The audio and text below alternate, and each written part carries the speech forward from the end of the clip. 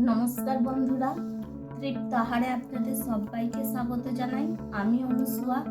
আমি বেশ কিছুদিন যাবৎ কোনো ভিডিও দেখাতে পারিনি। গত 15ই ডিসেম্বর আমার মা মারা গেছেন, তাই আমি কোনো ভিডিও দেখাতে পারিনি। চেষ্টা করব এবার আগের মতোই ভিডিও দেবার। আমি এখানে বেশ কিছুটা সিম নিয়ে নিয়েছি, 3টে আলুর খোসা ছাড়িয়ে রেখে দিয়েছি, আর একটা বাটনা বাটার জন্য এই মশলাগুলো নিয়ে নিয়েছি। প্রথমে সিমের এই সুঁগুলোকে ছাড়িয়ে নেব।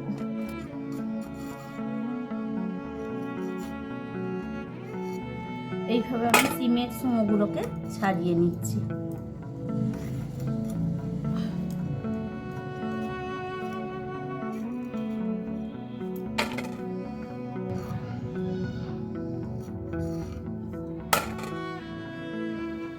বাকি সব সিমগুলোকে এইভাবে আমি ছাড়িয়ে নিচ্ছি।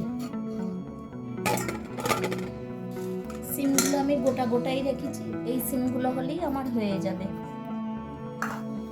আলুটার খোসা আগেই ছাড়িয়ে নিয়েছিলাম, এবার আলুটাকে আমি কেটে নিচ্ছি।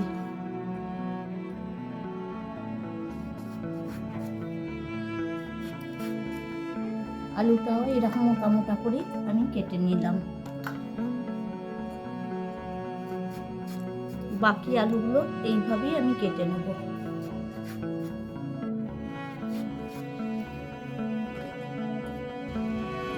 মশলা বাটার জন্য নিয়ে নিয়েছি এগুলো: আধখানা টমেটো, আধখানা পেঁয়াজ, অল্প একটু আদা, 2 কোয়া রসুন, গোটা 15 গোলমরিচ, 1 টেবিল চামচ গোটা জিরে, আর কয়েকটা কাঁচা লঙ্কা। সবগুলোর একসাথে একটা পেস্ট বানিয়ে নেব।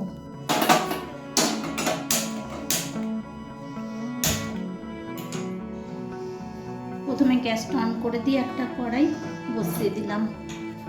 এই রেসিপিটা সর্ষের তেলেই ভালো লাগে, তাই এতে দিয়ে দিলাম কিছুটা সর্ষের তেল। অল্প একটু মটর ডালের বড়ি নিয়েছি, প্রথমেই এই মটর ডালের বড়িটাকে আমি ভেজে নেব।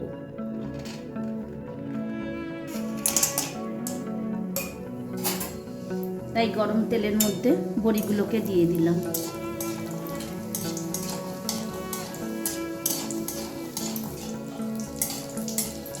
বড়িগুলো ঠিকঠাক ভাজা হয়ে গেছে, এবার তুলে নিচ্ছি।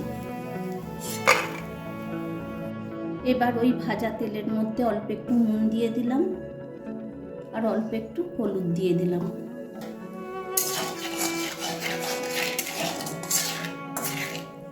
এবার আলুগুলোকে আমি ভেজে নেব।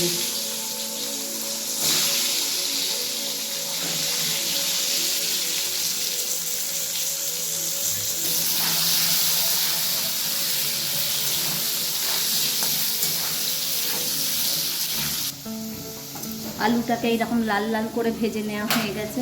এবার এর মধ্যে সিমগুলোকে দিয়ে দেবো।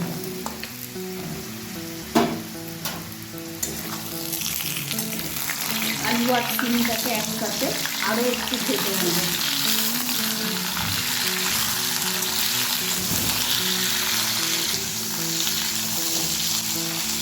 সিম আর আলুটা ভাজা হয়ে গেছে, এটাকে এবার আমি একটা পাত্রে তুলে নিচ্ছি।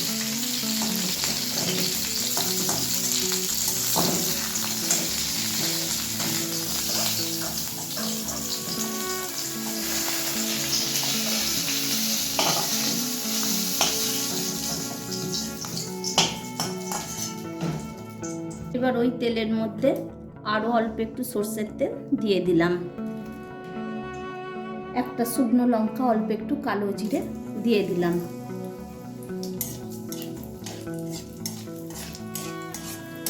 এবার যে পেস্টটা আমি তৈরি করেছিলাম সেই পেস্টটাকেও এর মধ্যে দিয়ে দেবো।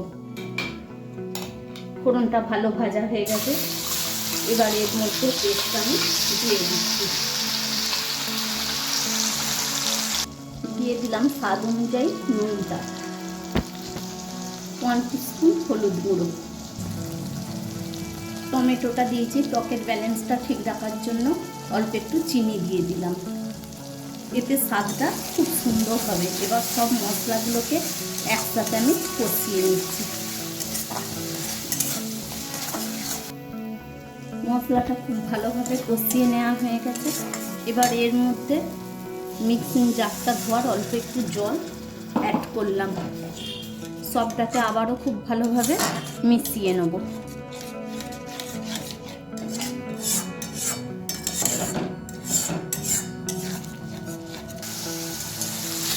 মশলাটা খুব ভালোভাবে কষানো হয়ে গেছে। জলটা দেওয়ার পরও আরও আমি মিনিট 2 কষিয়ে নিয়েছি। ভালো তেল ছেড়ে গেছে।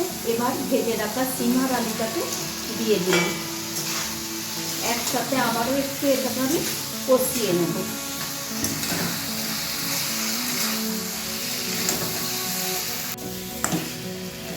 সিম আলু ভাজাটা দেওয়ার পরও মিনিট 4 এইভাবে কষিয়ে নিয়েছি।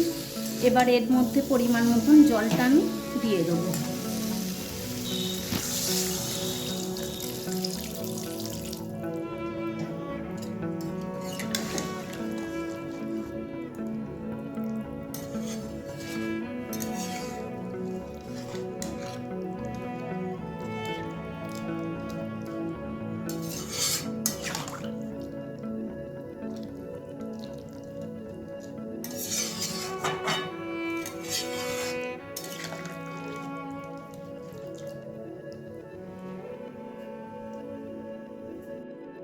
এবার একটা ঢাকা আমি দিয়ে দিলাম। এবার ঢাকাটা খুলে দিলাম। দেখে নেবো আলুটার সিমটা কীরকম সেদ্ধ হয়েছে। দেখুন আলুটা খুব ভালোভাবে সেদ্ধ হয়ে গেছে। এবার ভেজে রাখা বড়িটা দিয়ে দিলাম।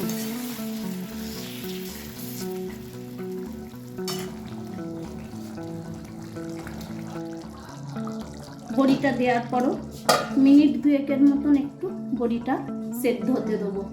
তবে এই বড়ি বেশিক্ষণ সেদ্ধ হতে লাগবে না। 2 মিনিট পর ঢাকাটা খুলে দিলাম। দেখুন তরকারিটা আমার সম্পূর্ণ তৈরি হয়ে গেছে। এবার এর মধ্যে আমি দিয়ে দেবো 2টো কাঁচা লঙ্কা আর অল্প একটু ধনেপাতা।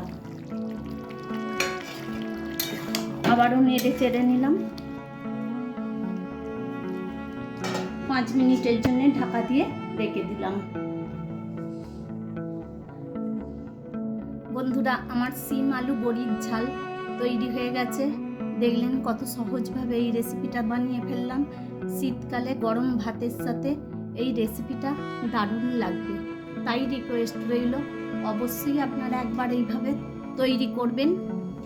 যদি পছন্দ হয়ে থাকে আপনাদের কাছে আমার অনুরোধ ভিডিওটাকে লাইক শেয়ার সাবস্ক্রাইব করে দেবেন।